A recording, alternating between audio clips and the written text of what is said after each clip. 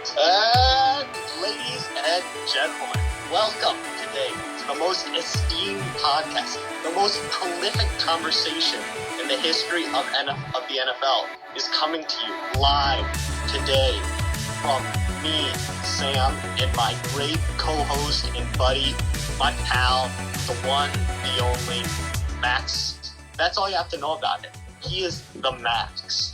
You know, it's summed up perfectly in his name. So, Max, welcome to the podcast, the pod, whatever you want to call it, the cast of the crew. And, you know, would you like to give a nice introduction here on the podcast?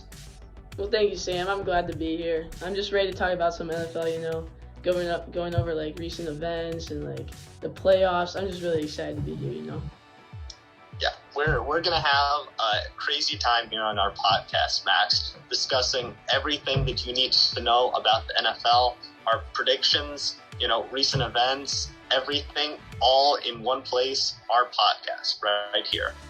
Yeah, I can't wait. I honestly can't wait to get, like, heated in debates. This is going to be so much fun. Oh, we're going to have some arguments here today. I can promise you that. At least the Vikings are in the playoffs. That won't get too heated yet, so. Hey, don't talk about my Vikings in that one, Max. I know you're the fancy schmancy little Chiefs fan, but, Yay. I will not tolerate that kind of dissentment towards the Vikings. I'm sorry. We got to respect Kirk. I mean, I know so many people hate him, but Captain honestly, Kirk. Great quarterback. He's very accurate. He hits 4K yards every single year, so. Absolutely. He might not have a chance at being a top 5 quarterback, but he's also not a guy who's going to have a lot of, absolutely terrible performances, Yeah. He'll do what you want him to do. Straight facts. All right, let's get into it. First, we'll start off with the season of 2021 NFL recap. So Sam, who's obviously you like the Vikings, but who are your favorite teams this year watching? To watch, there've definitely been a lot of teams to watch.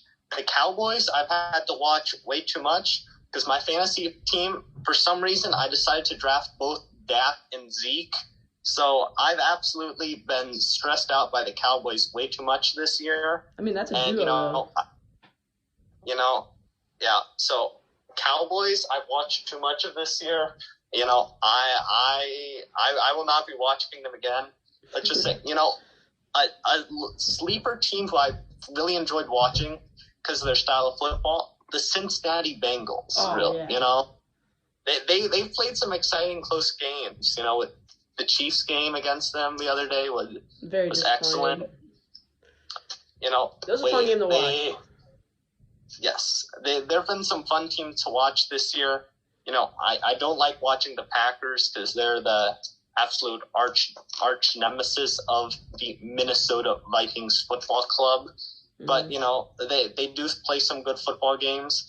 And, another team that's in the playoffs that plays some fairly exciting football, the San Francisco 49ers. Just, they're very creative, the ways they use Deebo Samuel, Kittle, all their weapons, their defense, they play a very exciting form of football. So that's my take here there, Max. Honestly, I agree with the Cincinnati Bengals the most. I really enjoyed watching them, and they're one of my sleeper teams into the playoffs, and they actually did make it. I was glad to see Jamar Chase do very well this year. And as we get later into the video, to the awards, I may or may not have him at Offensive Rookie of the Year. We'll see. I just really controversial. I just really enjoyed watching him. He's just got a different just a different way of playing, and just when he gets the ball, when he catches it, they're not long catches all the time, but that move he made on our defensive rookie this year, just right at the beginning of that game brought the Bengals right back against the Chiefs. Just an amazing running catch. I mean, love watching them play. And another team I like to watch, I know a lot of people don't like them because they're completely stacked, is the Rams. I really enjoyed watching Matthew Stafford after the trade and him pairing up with Cooper Kupp. Cooper Kupp almost setting a record season, even though he did have an extra game. I just really appreciate his ability. he was recognized before this year, but he wasn't like recognized for how good he actually is this season. Um, I just and then the defense too. Aaron Donald's still like a big presence, and then they added Von Miller along with Jalen Ramsey at the cornerback position, who still plays amazing. Just a really great team to watch. So yeah, those are my two favorite teams. I mean, I'm sure everyone's had enough of us crushing on the Bengals here, but Max, the Rams, who likes to root for those super teams, to watch them, No one's exactly rooting for LeBron James to go get another superstar in the NBA, This isn't an NBA podcast, but, when the Rams are assembling all these guys, you got to kind of root against them a little bit, root for some of the homegrown talent, It's true. I don't really want to root for them. I just really enjoy their style of play, and I think that just watching like a team dominate some games, and they still have the ability to lose, just like we saw against San Francisco a week ago. So, yeah. Fair enough. But they will be in contention. So, well, we've talked about some teams that have really impressed us this year. Let's talk about our biggest disappointment in the NFL this year, Max.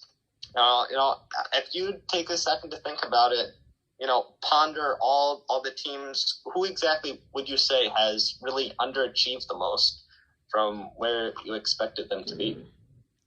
It's a good question. I'd probably say the Ravens. Honestly, they didn't play. They have a bad season, and I know Lamar Jackson. It was all about injuries, though, Max. It's like the 49ers last year. I'm still disappointed in them because they still have a great defense, and who should have carried them to the playoffs anyway. They started off strong, and they just Lamar Jackson isn't their whole team, and they should have made the playoffs and they didn't, and that's why I'm super disappointed in them. Their running back game, I feel like it could have been better. They'll eventually get better running backs, but their wide receivers were good. Mark Andrews at tight end, come on, top two tight end in the league. Top two, easy. It's ridiculous that they didn't make the playoffs, and that's why I'm disappointed in them. So, how about you, Sam? There are definitely some options. The Browns. Maybe even the Jaguars. I'm going with the Seattle Seahawks here. Oh, that's so true. They've been talking for years about letting Russ cook, and just as soon as they let him cook, they get 2 health violations for improper cooking. It's just not good for the Seahawks. He might be getting out of Seattle. They might be going into a rebuild. They've been paying guys way too much money. They're not going to have a competitive team unless, Decaf Metcalf dyes his hair another time and just decides that he's going to go even crazier. But I don't see that happening. Seahawks came into the season, they won the division last year. Then this year they're giving away a top 10 pick to the Jets just because they wanted Blitz boy Jamal Adams on their team. I guess, yeah. I'm actually disappointed in the Seahawks as well, and that's a very good choice that you made. And their defense isn't even that bad too. They have Bobby Wagner, one of the best linebackers in the league. Mm-hmm.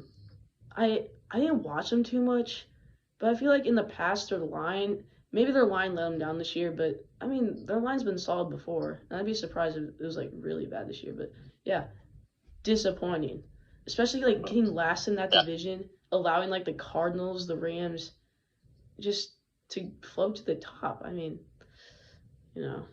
the 49ers made the playoffs too. Come on. Yep. It's ridiculous. All right. Okay. So last question for the 2021 NFL recap. What was one of your favorite moments this year from the NFL? There were definitely a ton of good moments. A lot of Vikings close losses, close wins stick in my head. My favorite story from this year, it's going to be the Urban Meyer story from this year. No. That had so many levels of getting bad, getting worse. Come to speak of it, there were a lot of coaching issues this year. Yeah, John Gruden. Joe Judge was just absolutely, a bum in New York.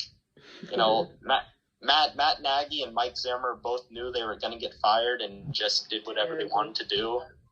But Urban Meyer, just the man, the myth, the legend. He just came in, decided that he was going to run the town like he owned it, just like in college. You know, he was just like, I'm going to kick my kicker because I can do that. I'm the head football coach.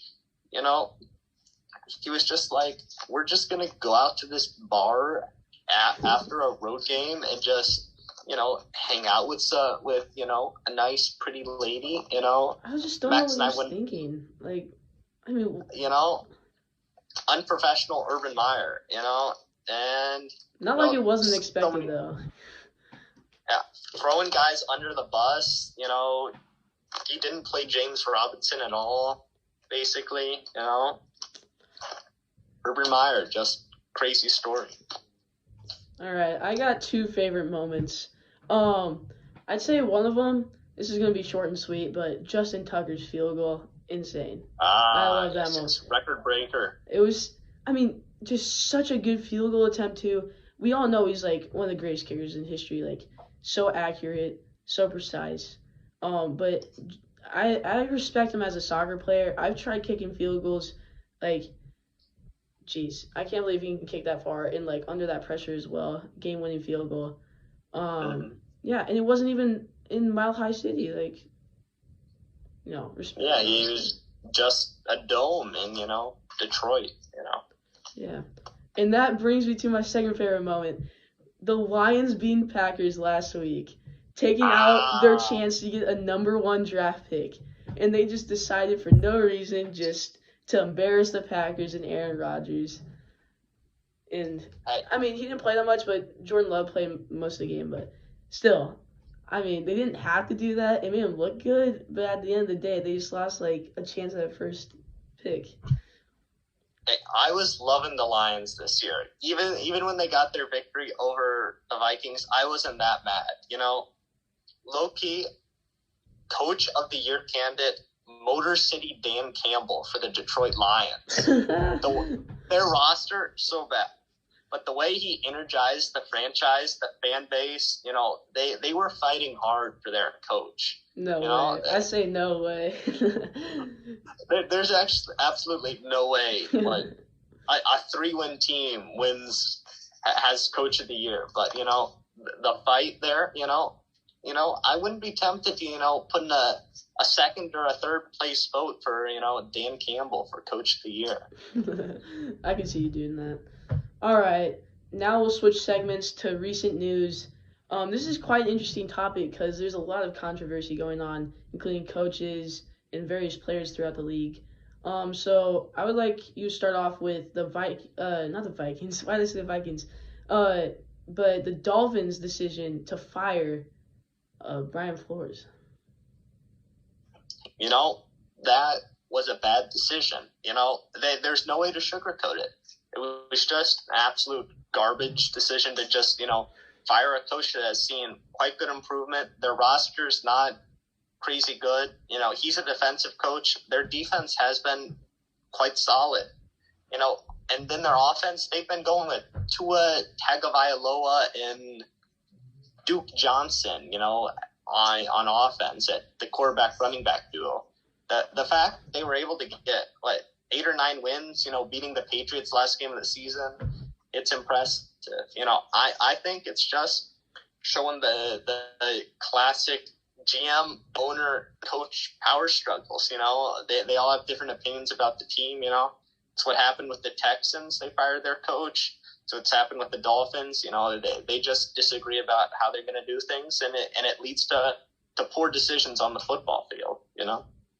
And I just think it's ridiculous because, I mean, you brought it up. There's literally like one talent on that team, and that's Jalen Waddle. And the rest of the team, I mean, Brian Flores literally carried that team. The record was good. Like, for such a bad team, like, making them like a mid-tier team that literally almost made the playoffs. I feel like just a terrible move by the Dolphins. And then let's get personal to you. what's the decision about Mike Zimmer? What do you want next from the Vikings franchise? I was a huge advocate for the firing of Mike Zimmer. I was a little surprised to see that our general manager, Rick Spielman, had been fired as well. I feel that the roster has been all right. He's made some questionable decisions, but he's also been a quite good drafter, I'd say. He drafted some guys that he brought them on that Zimmer just wasn't able to handle. He drafted Cordero Patterson, and Cordero Patterson just goes off this year all of a sudden. He brought Taylor Heineke onto the team, and Mike Zimmer was just like, I don't care. We're just going to keep going on with that. I witnessed Taylor Heineke have some great preseason games, and I was like, this guy's a stud. I actually thought that back, 5 years ago. Taylor Heineke's a stud. And, what happens? Mike Zimmer says he is cut. That just happens. Mike Zimmer had to be cut then. The GM, I was a little surprised there, but the Vikings owners are clearing ship. Mark and Ziggy Wilf, fun fact, the names of the Vikings owners. Ooh. They're about the most irrelevant owners in the NFL. They never even showed them on TV. They might not even go to the games, but just don't GM, yeah, GM and coach will have to hire. They said they're hiring the GM first. I just hope we get a good guy. I really don't know too much about GM talents, I'll be honest with you. I'd say that Max is an up-and-coming GM talent. I've seen him on, Football GM, all these other apps that allow you to build a football team. Max is wheeling and dealing, making trades, signing guys. It's pretty impressive. But, I could talk for hours about the Vikings coaching search. I'd like an offensive coach, preferably. We've had, at least 2 straight defensive head coaches. So, I'd like, maybe a nice Eric Bieniemy. No, you're not stealing it for us. Nah. Pilfering from Max's Chiefs, a little sneaky. Maybe, a Kellen Moore. Maybe take the Packers offensive coordinator. I forget what his name is. It's like Nate Hawkett or something, I wouldn't know. Something weird like that. But, I could talk about this for a long time, but, I got to pass it over to Max. Just let him talk for an instance about, something. Yeah, I do have to back you up with your GM because, brought in my guy, Justin Jefferson. Beautiful. Yes. That was a great draft. Robbed of Offensive Rookie of the Year. So we'll switch to another topic in recent news. Antonio Brown. I personally don't have a big I don't have any takes on this. I don't know him personally. I don't know if he's lying or not, but the fact that you just leave in the middle of the game, I just don't respect. I know he's such a good player, and I respect his game, but I definitely don't respect his work ethic. It was just disrespectful to the team. And honestly, I bet it egged them on because they ended up beating the Jets. So, that is true. Yeah. They won. And then he just randomly showed up in Brooklyn, after the game. I don't know what he's doing these days. He dropped a rap song a couple hours after the game, Yeah. I've got no clue what he's doing. He's had more chances than Josh Gordon has had positive substance abuse tests. Hey, we brought him to the Chiefs. I respect him now, I guess. The Chiefs, respect to the Chiefs and Andy Reid. Tyreek Hill had some problems. They brought him in. He's been clean there. Josh Gordon's been good there. Jackson Mahomes has not been on the straight life there, though. I probably shouldn't have worded it like that, but I should not have said the straight life. But Jackson Mahomes has not been on the following life right path in there, but Yeah, let's just say Patrick Mahomes doesn't have great family members. Brittany Matthews, Jackson Mahomes, they just make him look bad, honestly. Without those two, Patrick Mahomes, GOAT. All right.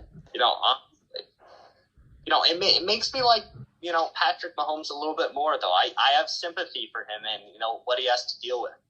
I guess, yeah.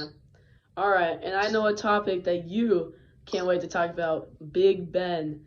My boy, Ben Roethlisberger makes it to the playoffs, even though having no doubt in his team. What do you have to say about that? Big Ben says the team has no chance, and, they do have, realistically, no chance. I think that Big Ben knew the only way for his team to have a chance was for them to be so mad, so mad at everyone seeing them as having no chance, as just seeing them as these TikTokers, Juju, Chase Claypool. Hey, Juju designated to return from IR today. He might be active for the game. That's breaking news for you there. So, I think Big Ben is playing 4D chess right here.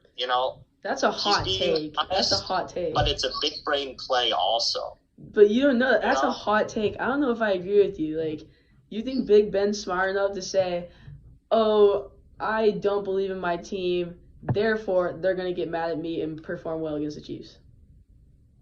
I don't know. I don't think it's going to happen. I don't know. I mean, maybe he's not that smart, but being honest should maybe make them mad enough to give him that extra, momentum.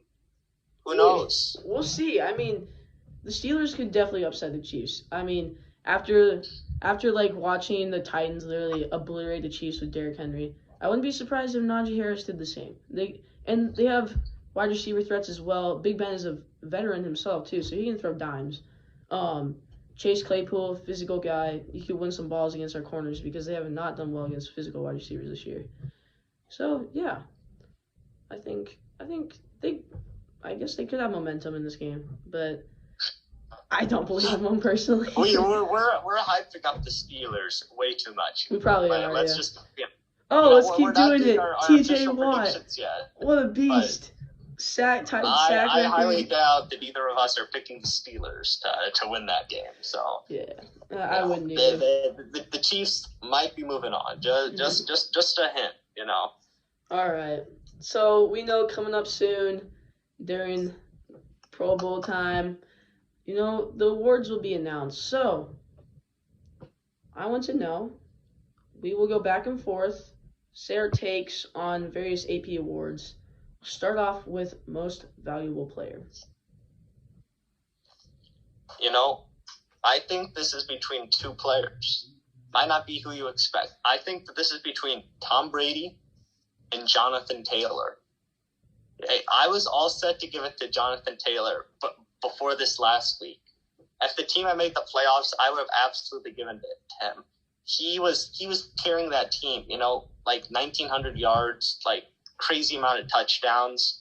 He was just a ridiculous machine this year. And, he might be the true most valuable player, but let's be honest, they're giving it to a quarterback. So I have to select the quarterback with the best performance this year. My opinion, that's Thomas Brady II. 6th round pick from Michigan, 44 years old. You'd argue Aaron Rodgers, Patrick Mahomes, maybe. I completely disagree with you. Like, this is where it's going to start to get heated. I know you like the Vikings, but you can't just say Aaron Rodgers is not winning MVP this year. 100% he is. I know it's, not very, normal to have a back-to-back MVP season, but Tom Brady completely selling games recently. I mean, come on.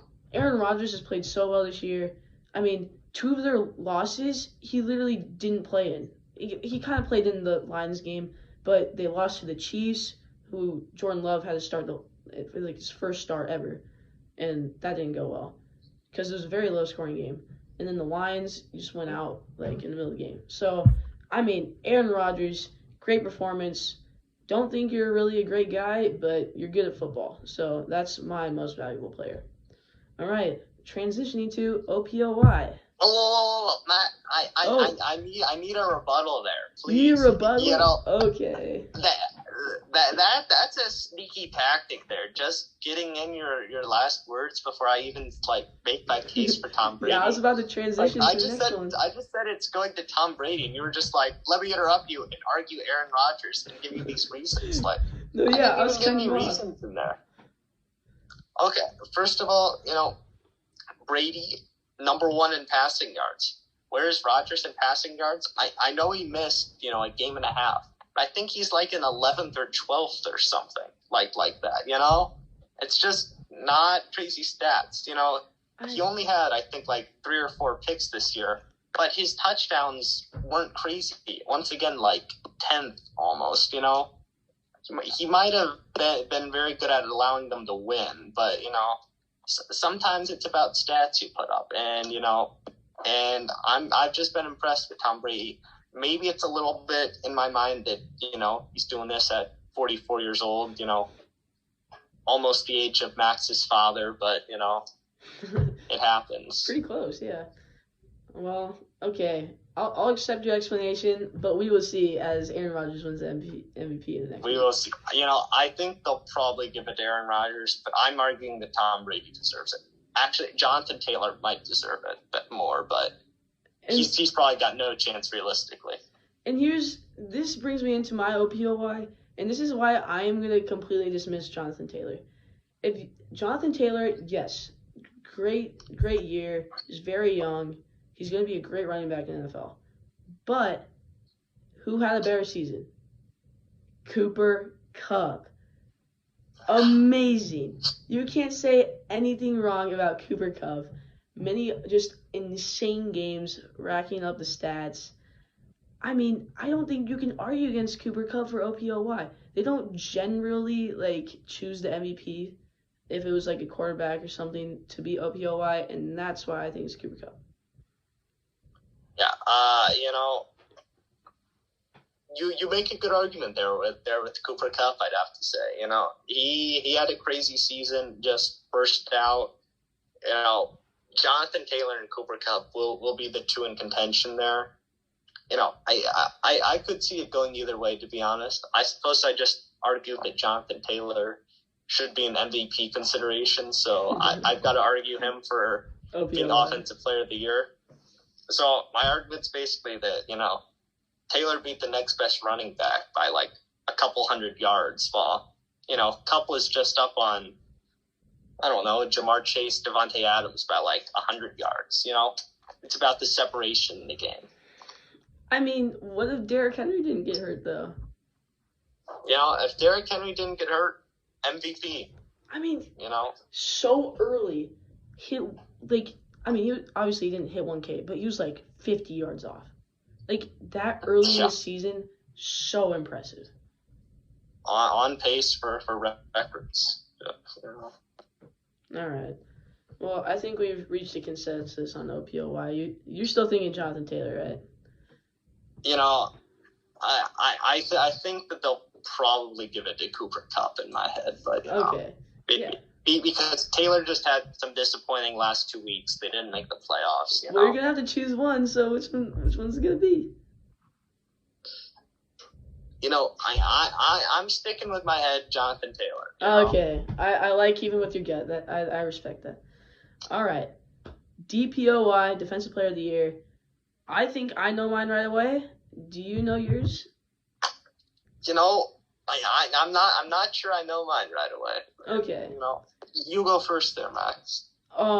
So when I look at DPOY, I look at their impact on the game, and the 2 that stood out to me this year, just by how amazing they played, just affecting tackles for loss, interceptions, fumbles, blah blah blah. The 2 that pop into my mind is T.J. Watt and Trayvon Diggs. And the reason I will rule out one of them is because I feel like he didn't play the best at his position specifically, because Trayvon Diggs might have had a lot of interceptions, which is really cool to watch, his streak. But I feel like he was getting beat on a lot of balls thrown. So that's why I think I have to choose T.J. Watt, the tied sack leader in the season of all time. As I think about it, I'd also say TJ Watt should win the award. Tying the sack record. He missed 2 games, so he played 1 game less than Michael Strahan played. So, TJ Watt just had a great season.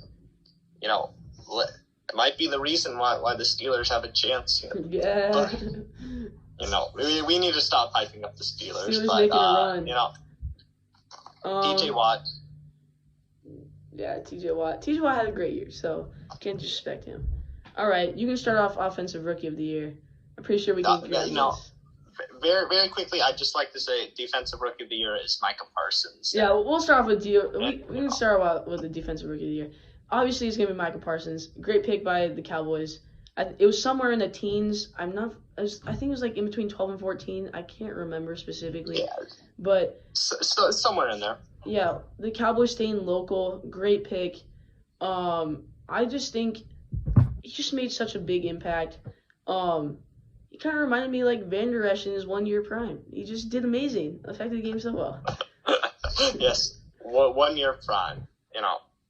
Been injured. There and forgotten. All right, so easy consensus on DROY. All right, so now to Offensive Rookie of the Year. It's kind of I'd probably say that Vegas would have one guy as the favorite. Perriman? I think that both you and I, we agree that Jamar Chase deserves this award. Oh, yeah. Oh, I know what you're talking about. Okay, yeah. Run offensive. Why did I say Perriman? Yeah, Jamar Chase, 100%. Just like I said, love his style of play. Just like, really, yeah. There's a little QB bias, so it might go to Mac Jones, but Jamar Chase was just most impressive for being a rookie. You know what? This brings up a question I have for you. When I was watching the NFL draft this year, I was surprised at how high everyone was rating Jamar Chase, especially since he didn't play the year before he got drafted. Even a wide receiver for Alabama won the Heisman Trophy, Devonta Smith. Devonta Smith. And even Jalen Waddle was projected in front of him. And I was just surprised, is Jamar Chase actually this good? And he performed very well. So I want to know, on draft day, what did you think about the Bengals pick of Jamar Chase? On draft day, I'll be honest, I was a little wrong. I thought they should have gone with their offensive line, and I will be a big man to admit that I was wrong. Not seeing Jamar Chase for that year just made me think that he wasn't as good as they were saying. But, I'm obviously not watching tape like these NFL GMs are. If I'm not seeing him in the college football on TV, I'm not seeing him. So, I was a little wrong there. But, we live, come back another day, come back with some bold predictions again. Very true, yes. Okay, so next up is Coach of the Year. And I think we for sure have differing thoughts on this. So you can go first. I completely would say that the two options are for the Tennessee Titans, Mike Vrabel up there with that 1 seed. My finger is on there. It's pretty impressive, with the team he's got. But, I also feel that they've just been very quiet. They've kind of just done goofed and, lucked into a couple of games almost. They lost that game to the Jets. I think you and I would both agree. We don't anticipate them winning the Super Bowl, Yeah, definitely not.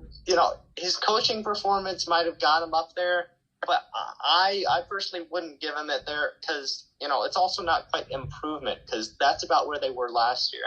I know they didn't have Derrick Henry for half the season, but, they got Julio Jones this year, Their team's, roughly the same, That's why the Coach of the Year award should be going to Zach Taylor, University of Nebraska alumni. So we do agree. Shout out to Zach Taylor from Nebraska.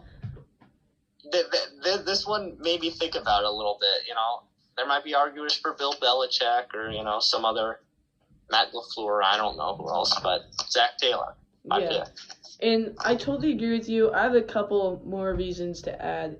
I think the development that the crew did. I mean, obviously it wasn't just Zach Taylor, but being the head coach, you obviously deserve that recognition. Joe Burrow being hurt last year, bringing him back into the game with a great offensive playbook. Bringing in T. Higgins and Jamar Chase, great duo. The O-line was solid this year. I'm just very impressed with the Bengals offense. And obviously I might be a little biased because I love Nebraska, but I think Yes, sir. I think it's the correct choice personally. I agree with you there as well. Right, with those reasons. So what's the last one? Comeback Player of the Year? Comeback Player of the Year. I don't know.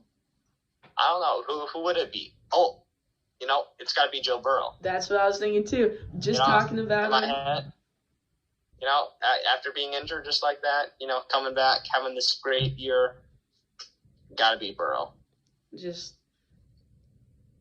I've never seen someone like that young get injured and then that quickly get back to a great level. I know he went to above where he was, which it's impressive.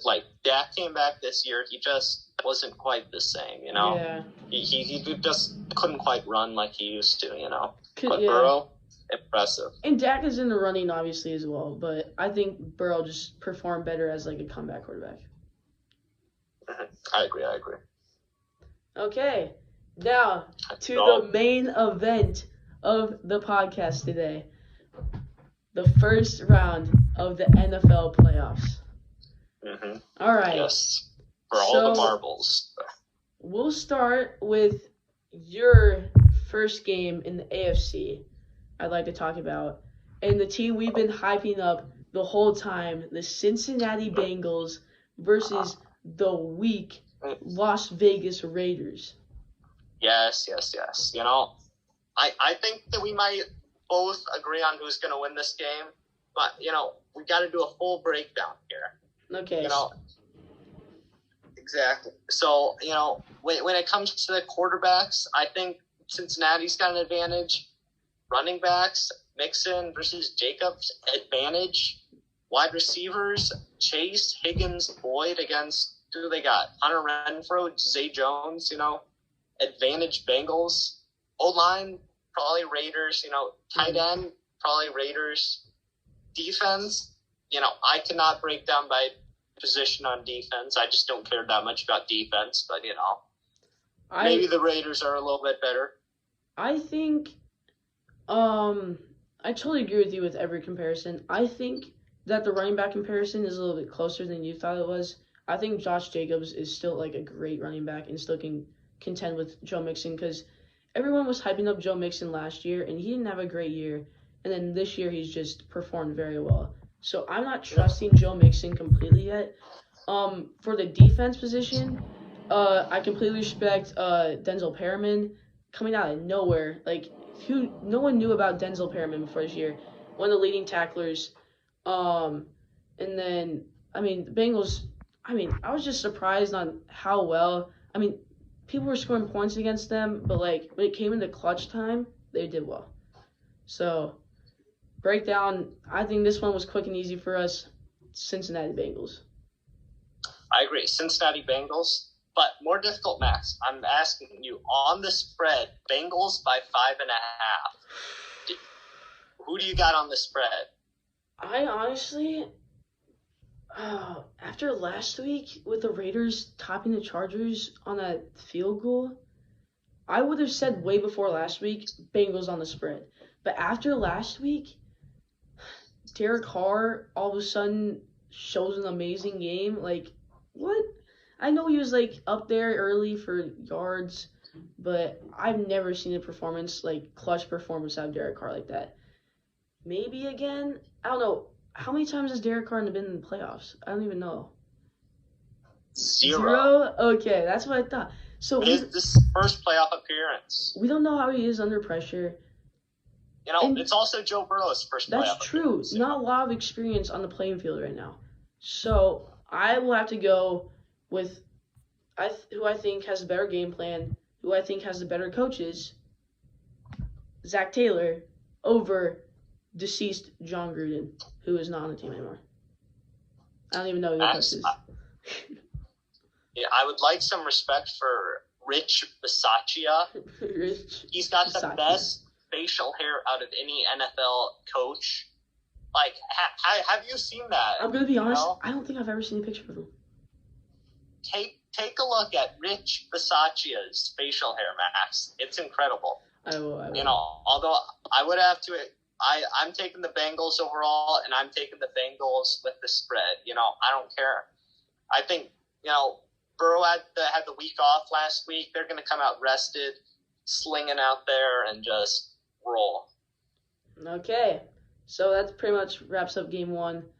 Game 2 of the playoffs. Buffalo Bills versus New England Patriots. Now, I feel like this might be one of our harder decisions, but for the AFC is what I meant. The NFC's got harder games, but yes, the AFC, absolutely. I feel like this is our hardest decision. So, would you start it off? You know, I like the Bills roster, top to bottom. Number 1 scoring defense. They got Josh Allen, you know, maybe a top 5 quarterback, definitely top 10. You know, their running game's a little shaky. I would take the Bills easily, you know, in a dome at a neutral site.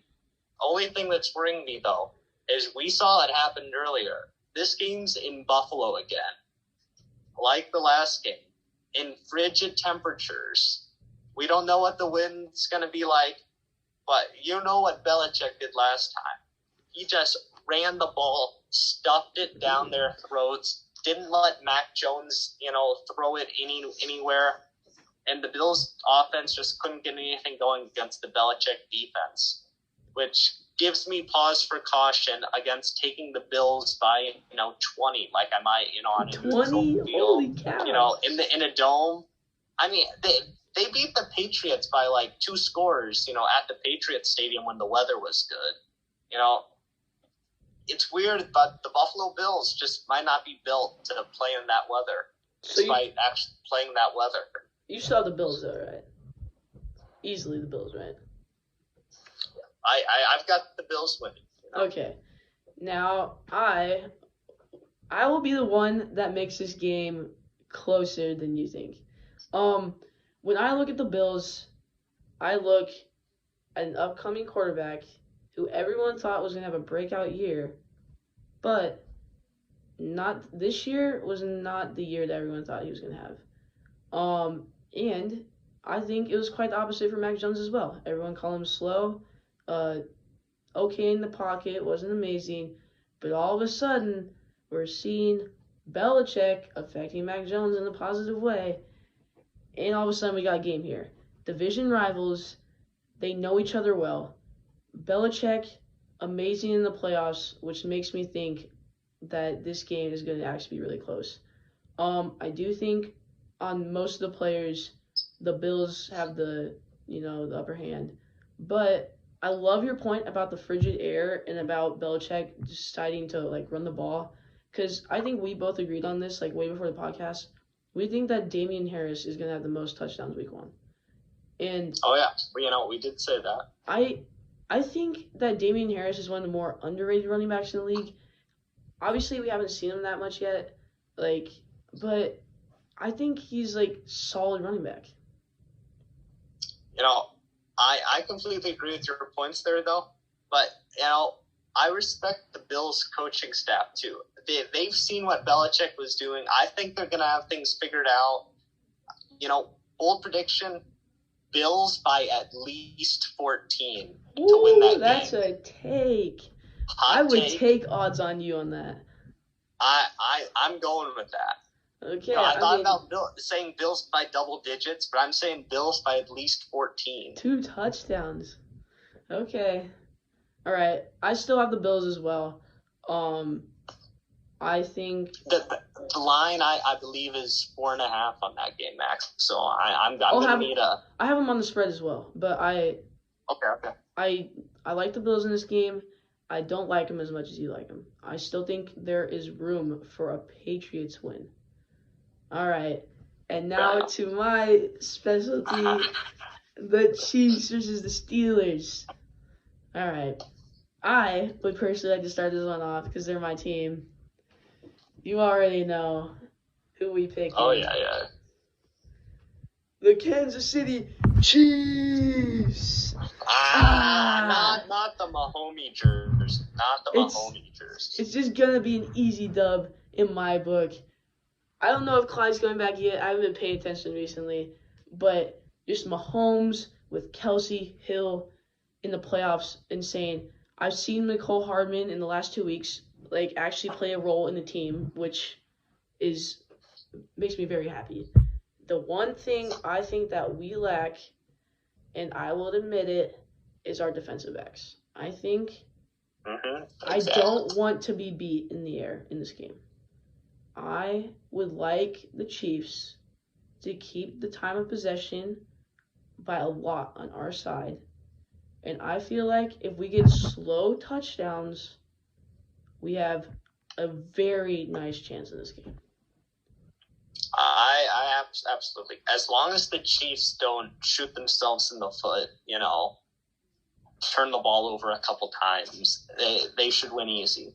Which could very well happen. We've seen it happen before. Earlier today, I saw that Nick Wright suggested that the Chiefs should rest their starters in the game against the Steelers. What? I hate that take. No, absolutely not. He went on to say a little more like Hill and Kelsey because they're a little beat up, just don't play them at all. That's probably not the way to go at all. But you got to play at least one of them. I mean, you got to keep a threat on the field. And, taking off Patrick Mahomes on the field, I can completely understand because Chad Henne might be the best backup quarterback in the NFL. Okay, that's just... That run against the Browns last year? Beautiful. That run was incredible. And then fooling Tony Romo on the play call, 4th and inches. Tony Romo said that they were just going to fake it. They were going to try and draw someone offside. No, Chad Henne threw it to Tyreek Hill. First down. We went all the way to the Super Bowl to get annihilated by the Tampa Bay defense. So, yeah. Chad Henne was incredible right there. Best backup quarterback in the NFL. I very much have to disagree. Especially just looking at the board here, you've got Gardner Minshew, No. I don't know how else you've got, but you've got some guys who've actually been NFL starters. Marcus Mariota, Mariota been disappointed.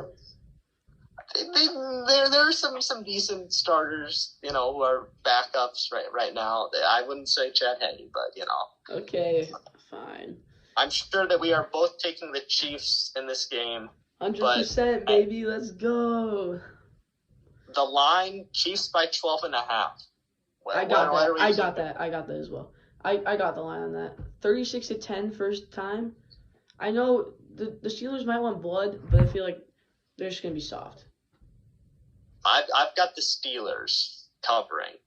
Oh, okay. We're saying keeping it close. I don't prediction, know. It'll be something 37-20 with a minute left, and then Big Ben throws a garbage time touchdown to Pat Freiermuth on his last career pass to cover the spread. I don't know if Big Ben can handle Arrowhead. I don't know. I don't think he will. Arrowhead I don't think so. Unforgiving place. I think Chiefs easy on this one.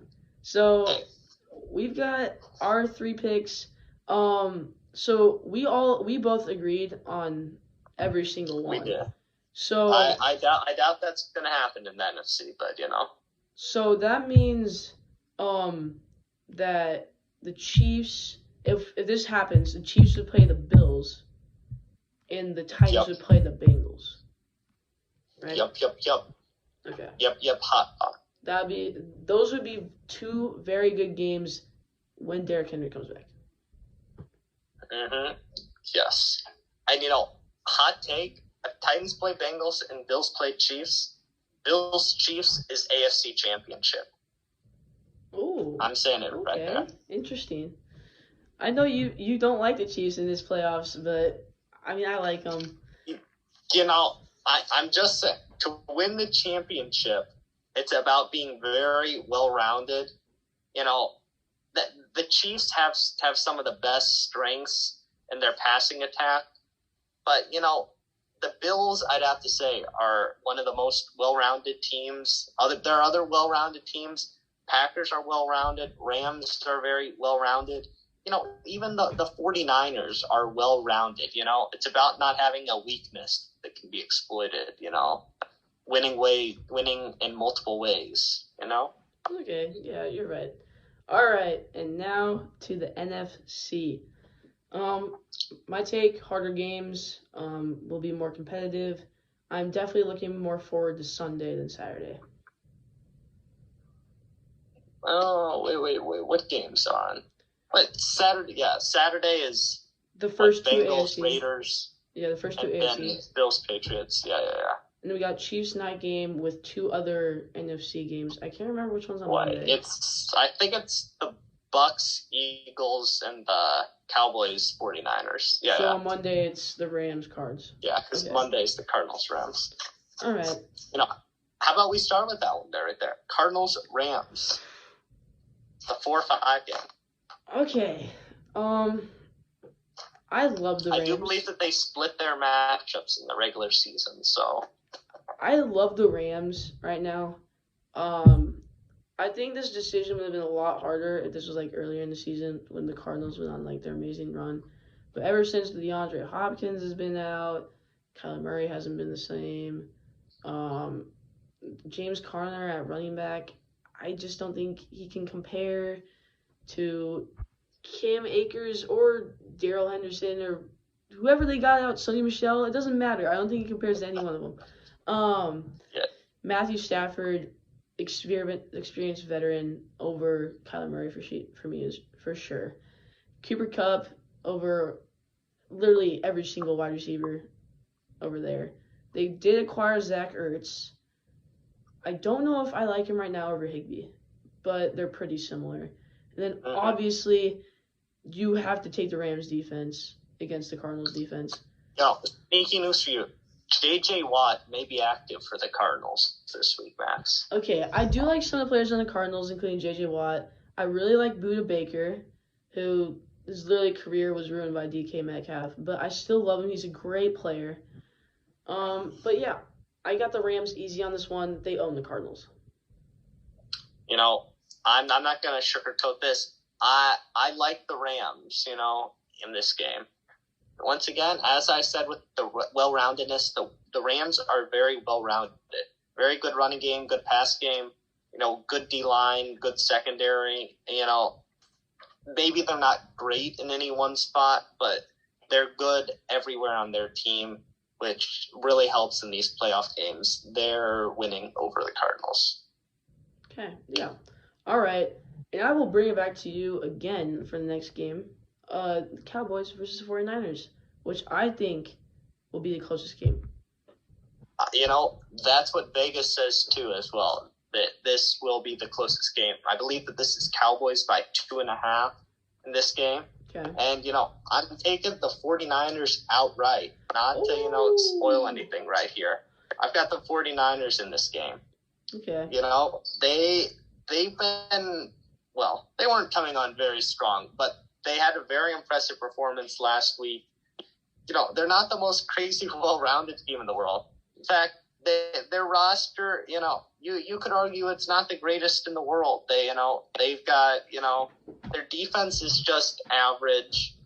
Deebo Samuel's incredible. Running back Elijah Mitchell's okay. Jimmy G is okay. Kittle's quite good. But it's just the way that they run their system. They don't have a glaring weakness once again. Other teams have a bit of a weakness that you could attack. Cowboys, if you don't look at Trayvon Diggs, their secondary is a little weak. Other teams have a weakness that you can point out. The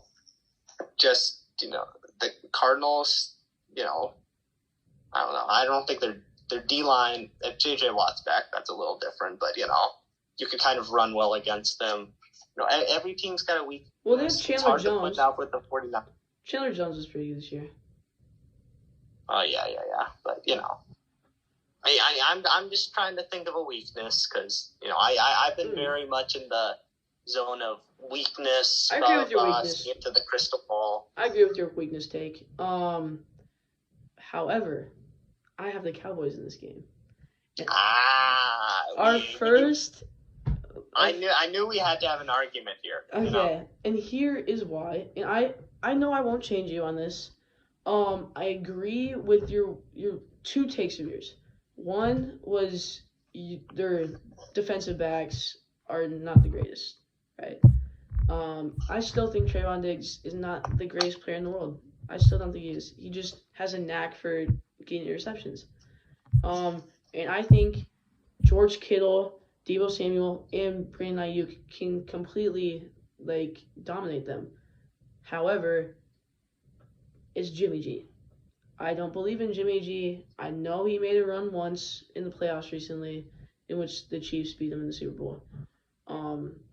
But when I just look at the Dallas team, you got Dak Prescott, two very good switching off running backs in Ezekiel Elliott and Tony Pollard. A lot of people don't know about Tony Pollard, but I think, honestly, he's a great running back. He could start for a couple franchises. Wide receivers, you got Amari Cooper and CeeDee Lamb, along with tight end Dalton Schultz. I think that's solid. I don't think it's better than the 49ers. That's why I agree with how the 49ers could take out the defensive backs. And then the last thing I want to talk about is something you kind of referenced. You didn't really say it, but the San Francisco 49ers kind of have a weird spirit to them where they kind of rally. They rally in good games. Kind of hard to say. They rally in good games. I mentioned the crystal ball at the end, but I didn't really say it. They rally in good games, but I don't know. I feel like Cowboys haven't won this one. I mean, the roster would probably say the Cowboys, but I've got one last argument that I didn't mention. Do you trust Kyle Shanahan or Mike McCarthy more? Shout out to Kyle Shanahan, great coach. Don't know why you were ever on Atlanta because that was, just a waste of your career. Yes. Great coordinator. I love him as coach. He's better than Mike McCarthy for sure. But yes. Mike McCarthy hasn't done bad with the Cowboys except for last year. This year he dominated with Dak, and Dak was injured last year, so I would like to say that Mike McCarthy works well with Dak Prescott. Okay. Fair enough. We're arguing there. Max has the Cowboys. I've got the 49ers in this game. We shall see. It's in the house that Jerry built, AT&T Stadium. Mm-hmm. Might be a benefit, but 49ers fans travel well. You saw that at the Rams game. It's true. Speaking of the Rams-Cardinals game, actually, LA fans do not show up to games. So Cardinals, it might be like a 50-50 stadium there. They're close to each other, so yeah. And then some things that maybe some other viewers, if we ever have any, that they might not recognize is Dallas is a 3 seed and San Francisco is a 6 seed. So this game is actually really crucial to how the playoffs are determined, because a win from either one of those could drastically change who's playing each other in the playoffs. Yes. If San Francisco wins, they go up here versus the Packers. Winner of that game, winner of this game here. Okay, and then lastly we got the Bucks versus the Eagles. I'll keep mine very short and sweet. The Eagles are nothing without Nick Foles. All right, you can talk now. Wow. That was very short and sweet. I like it. You're not wrong. They might need Nick Foles to beat Tom Brady. Maybe they could call him up. His contract might be a little difficult. But, Eagles will cover in this game, but I don't think they're going to win. Okay. Buccaneers have looked a little shaky these past few weeks. I don't think they're going back to the Super Bowl. good take there. You know, if you want to write that down. I like that take. You know, especially with their whole wide receiver situation. You know, I've definitely made a few hot takes in this video that, you know, some of them will come back to bite me. You know, maybe one or two of them comes true, but we'll see. We agreed on those things, so. Yeah, Eagles will cover. Buccaneers will win. Fairly high scoring, I'm gonna say. You know, we'll say it's somewhere like 34-30. You know. Okay, I respect that. That is very high scoring. So very disappointed in Jalen Reagor this year. Who do you have as the playmaker for the Eagles? You know, it's their running game. You know, they're gonna pull out Jalen Hurts, Boston Scott. You know, who else? Miles Sanders. Yes. But you know, random aside, you know, I feel like Boston Scott should be the name of a dessert. Like you walk into a restaurant and you're like, yeah, I'll have the Boston Scott, please. I mean, if you're in Massachusetts, maybe, but I don't know. Not where we live. Sorry, you know, there are a lot of like things named after Boston in food, True. like, you know, yeah, Boston beans, you know, Boston cream pie, you know. That's true. Yeah, you're wrong. You're right. Okay. Sorry. So that's unrelated to sports. I'm very sorry, but you know. All right. So now we'll reflect on our NFC choices. For Sam, the difference between us was Cowboys and 49ers. So he chose the Rams, the 49ers, and the Bucks, which means the Bucks would play the Rams and the 49ers would play the Packers, right? Yep. Mm-hmm. Okay, and then in my world, I picked the Cowboys, so the Cowboys would play the Bucks, and the Rams would still play the Packers. Okay, so that's interesting. Okay. You know, I don't want to go into second round predictions right now. We will absolutely get into that in the next iteration of the pod, the cast, the whatever it is. But I just want to say, who is your two teams in the Super Bowl? Who's going to win? Prediction, fired off. I don't want any reasons. I just want a prediction, and we will remember this. Do you want me to do, like, my score as well with it, or just the two teams? You know, I just want the teams. Okay. No. All right, Sam. You asked for it. I got the Rams on the NFC. And the Chiefs. You know, I saw the reach down. I immediately, you know, the jersey. You know, my prediction. Not the Vikings. The Vikings in heart. Hey, I will just remember the Kirk Cousins curse. No team that has ever lost to Kirk Cousins has made the Super Bowl. So, you know, I'm just racking through the teams who the Vikings beat, you know, in the playoffs. Who was that? Just the Steelers, the Packers. Did we lose to? I think we lost to the 49ers, so, you know. The 49ers to the playoffs, question mark? I mean, to the Super Bowl, question mark? So, that rules out the Packers for me. I don't believe in the Packers because of the Kirk Cousins curse. Don't believe in the... Wait. Sorry, I wasn't supposed to say any reasons, but Bills over Rams. Super Bowl, my prediction. Oh, yeah, and obviously had the Chiefs over the Rams, so. Oh, yes. But you have the Bills over the Rams. I could see Rams over Bills, but I'm going Bills over Rams. All right. Wait. The Super Bowl's in LA this year, actually. That's ridiculous. All right. You know. Well, that will wrap up the episode. Thank you to whoever's watching for whatever reason. You know, let's be honest. If anyone's still watching at this point, I'm Respect. A little concerned for you. Yeah, I'm concerned as well. Yeah.